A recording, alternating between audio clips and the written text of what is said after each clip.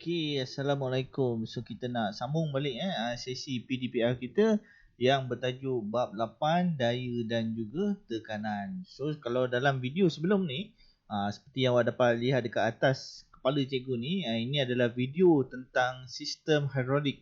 Bagaimana sistem hidrolik itu berfungsi mengikut prinsip Pascal. So boleh tonton, kalau yang belum tonton boleh tonton dulu untuk memahami dengan lebih baik bagaimana sistem Pascal ini berfungsi supaya kita dapat tengok dan faham tentang aplikasi-aplikasi seperti jack hidrolik, brake hidrolik dan sebagainya yang menggunakan prinsip Pascal ni tadi. So di dalam buku teks, kalau kita tengok dalam buku teks kalau kita tengok dalam buku teks pada muka surat 223 ni, dia ada cerita tentang bagaimana sistem hidrolik ini berfungsi. Kalau kita tengok dekat sini, kita ada tangan yang telah mengenakan daya sebanyak 10 Newton di atas luas ombur 2 cm padu. 2 cm padu Manakala cikgu highlightkan dulu, ini dia punya daya 10 Newton. Dia punya luas ombur dia berapa? 2 cm padu. Ini adalah dia punya daya input. Biasanya daya input ni akan lebih kecil lah untuk sistem jet hidrolik ni. Sebab biasanya memang kita nak mengangkat beban yang lebih besar jisim dia kan. Itu kebiasaannya lah, of course lah. Mana ada orang nak angkat jisim yang lebih rendah kan. Mesti kita nak teknologi tu mengangkat jisim yang lebih besar. Dekat sini yang di bahagian kanan ni adalah daya output. Beban yang boleh diangkat. So berapakah beban yang boleh diangkat? Jika kita mengenakan sebanyak 10 Newton daya input pada luas ombur ni adalah piston 2 cm padu. Dekat sini dia ada piston juga, piston output. Piston output dia seluas tapak 100 cm padu. Ni beban. Dia minta kita calculate lah berapakah daya yang boleh diangkat pada beban tu. So cuba kita kira sama-sama. So nanti cikgu akan tunjuk pada awak. So macam mana kita nak kira dia. So kita tengok dekat sini. So tadi seperti cikgu lukis balik. Ini dia punya sistem hidrolik dia lah. Okey, seperti ni kan tadi kan. Dia kena kawasan yang tertutup ni kawasan yang tertutup. Sebab cecair yang ada dalam kawasan tertutup ni mempunyai tekanan yang sama jika dikenakan pada bahagian mana-mana bendali. Itu Pascal cakap. Jadi kita kena pastikan kawasan ni adalah kawasan yang tertutup. Okey, dekat sini tadi dia dah cakap. Cikgu tulis kat sini. Dia dah cakap dekat sini daya yang dikenakan adalah 10 Newton. Sikit je 10 Newton. Berapa kg 10 Newton ni? Siapa tahu? Berapa kg 10 Newton? 10 Newton bersamaan dengan 1 kg sahaja. So 1 kg tu kita seolah-olah kita sentuh tapak tangan kita je. Mudah je kan? Okey, dekat sini dia ada piston dia. So piston dia mempunyai luas permukaan 2 cm persegi. 2 cm persegi. Okey, dekat sini kita ada piston output. Okey, piston output dia mempunyai luas tapak 100 cm padu. 100 cm padu. Tulisan cikgu buruk pula. So dia minta kita cari berapakah beban dia. Berapakah beban. Dia nak minta kita cari beban dia. Berapakah beban yang boleh diangkat dalam sistem hidrolik ni tadi. So dekat sini awak kena faham calculation dia. Dia ada formula. Okay. Dia ada formula dia. So kita tengok baik-baik. Formula dia adalah daya input dibahagikan dengan luas permukaan input mesti sama dengan daya output, cikgu tulis 2, dibahagikan dengan luas permukaan output. Ini formula dia. Lepas tu kita kena calculate, masukkan nombor dalam formula. Jadi berapakah daya input dia? Daya kena ingat unit dia Newton. Jadi 10 Newton. Cikgu, macam mana cikgu dapat 10 Newton ni? Dalam soalan dia dah bagi 10 Newton. Okey, 10 Newton bahagikan dengan luas tapak bagi input. Berapa luas tapak input? 2 cm padu. So kita tulis 2 cm padu sama dengan berapakah daya output. Itu yang kita nak cari. Kita boleh letak anu X. Sebab X tu yang kita nak cari. Okey. Berapakah luas permukaan bagi output pula? Ni dalam soalan dah bagi. 100 cm padu. So kita nak selesaikan persamaan ni lah. Macam mana kita nak selesaikan persamaan ni? Mudah sahaja. Kita darab silang. Awak pun tahu. So kita darab silang. 2 cm padu kalikan dengan X. 2 cm padu kalikan dengan X sama dengan 100 kali 10 Newton. Awak akan dapat 10,000 Newton centimeter persegi. So sekarang ni kita cari X. X ni yang kita nak cari dia. Jadi ini adalah operasi darab. 2 pindah ke bahagian kanan, dia akan jadi operasi bahagi lah. Ni semua awak dah mahir dah bab ni kan. So kita bahagikan dia dengan 2 cm. 2 cm padu.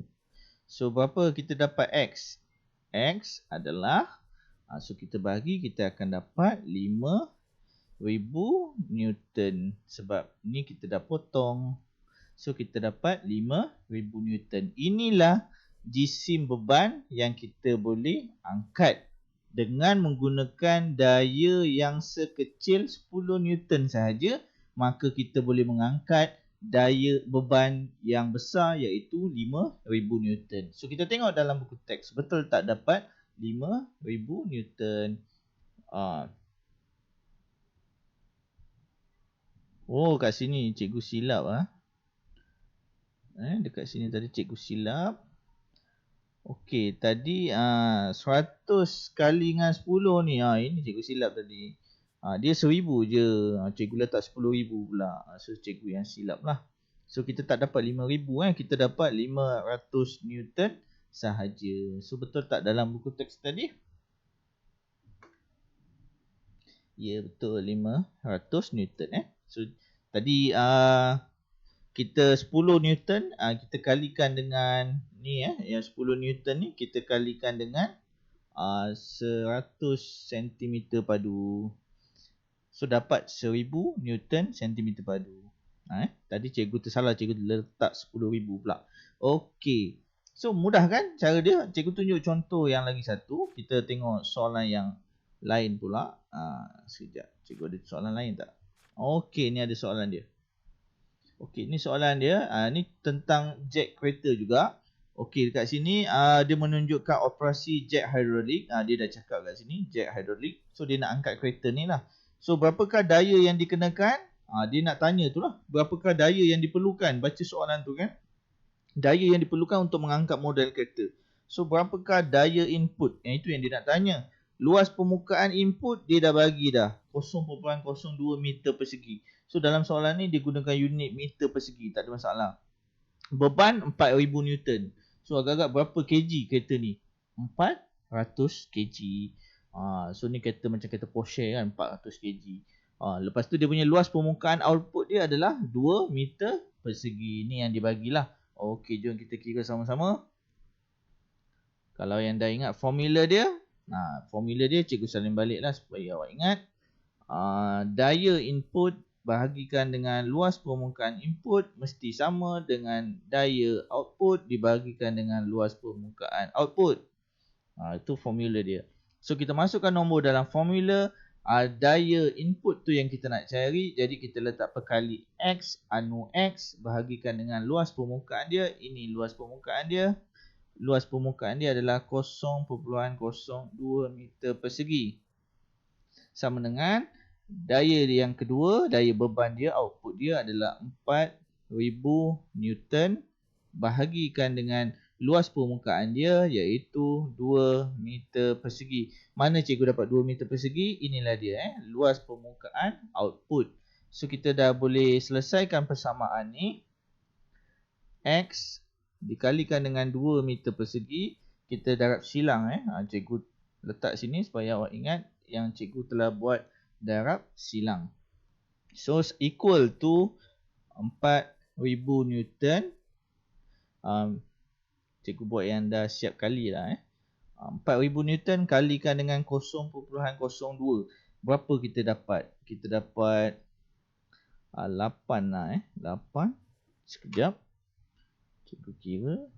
Kita matematik ni kita kena ada kalkulator. Kalau ada kalkulator kat kita, bagus. So berapa? 4000. Kita kalikan dengan 0.02. So kita akan dapat jawapan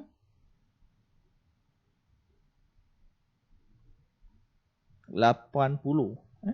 Kita dapat jawapan 80 Newton meter persegi.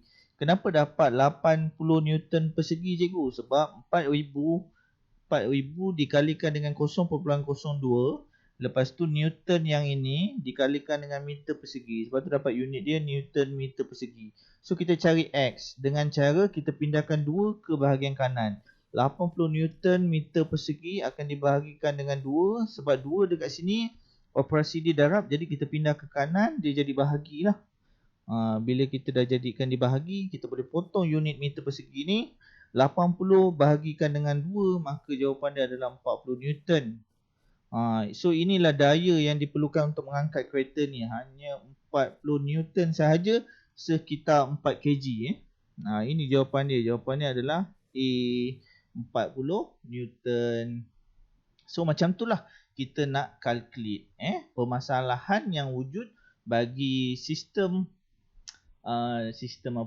hidrolik yang menggunakan prinsip Pascal. Okey, untuk soalan yang ketiga. Cikgu minta awak cuba jawab soalan yang ketiga. Okey. Ini adalah soalan yang ketiga.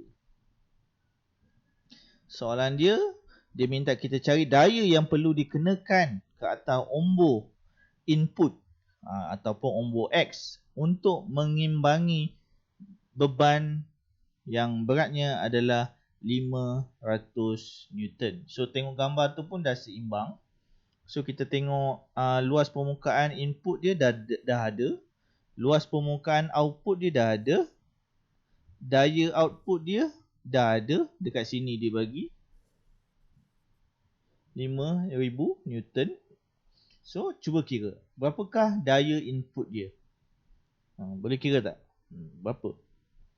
Cuba awak buat dulu Kalau awak sedang menonton video ni, awak boleh tekan pause dan cuba challenge diri awak tu. Awak buat dulu. Lepas tu baru awak play, tengok jawapan daripada cikgu pula Okey, cikgu dah tak payah nak salin formula lah. Mungkin semua dah ingat. So kita nak mencari daya input, bahagikan dengan luas permukaan input sama dengan berapakah daya beban tadi yang kita angkat adalah 5000 Newton. Dibahagikan dengan luas permukaan output dalam soalan 2 meter persegi. Okey, kita boleh selesaikan dekat sini. X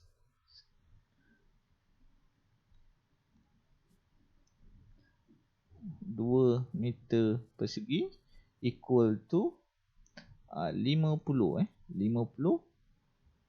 Newton meter persegi. So X sama dengan 50 Newton meter persegi. So kita kena bahagikan dengan 2 meter persegi. So dapat apa? Potong dapatlah 25 Newton. So kita tengok jawapan, ada tak 25 Newton? Yes, ada. So jawapannya adalah A.